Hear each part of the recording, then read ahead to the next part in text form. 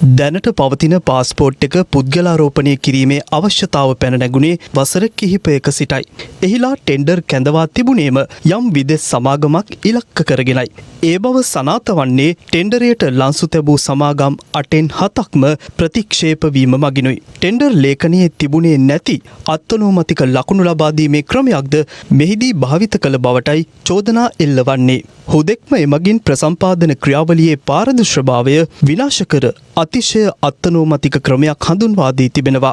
එසේම තෝරාගත් විදෙස් සමාගමකට මෙම ටෙන්ඩරිය පිරිනැමුවහොත් එමගින් රටට සිදුවිය හැකි පාඩුව රුපියල් බිලියන 1.5කට අධික බවයි මීට ලන්සු තැබූ සමහර සමාගම් පෙන්වා දෙන්නේ. පසුගිය රජය සමයේ ආරම්භ කළ සමහර ක්‍රියාදාමයන් තවමත් ඉදිරියට ගෙන යාමට උත්සාහ දරන නිලධාරීන් සිටින බවට කදිම උදාහරණයක් ලෙස ඊ-පාස්පෝර්ට් පුද්ගලාරෝපණ ක්‍රියාව හඳුන්වා දිය හැකි. අවම වශයෙන් ඊ-පාස්පෝර්ට් පුද්ගලාරෝපණය කළ හැකි දේශීය සමාගම් තිබෙනවා නම් ඒ සඳහා ප්‍රමුඛත්වයක් ලබා දී ඒ ආයතන ඔසවා තැබීම රටක ජාතික ප්‍රතිපත්තිය විය යුතුයි. රොමේනියා රැකියාවේ විශ්වාසී සන්නාමය සහස්ත්‍ර මහනුවර 13:40 අංකයට දැන්ම අමතන්න. විශේෂයෙන් බොහෝ දේ ඩිජිටල් කරණයට ලක්වෙමින් ඇති අවස්ථාවක ඩිජිටල් දැනුම ඇති දේශීය ඉංජිනේරුවන්ට අවස්ථාව ලබා දීම අත්‍යවශ්‍යයි.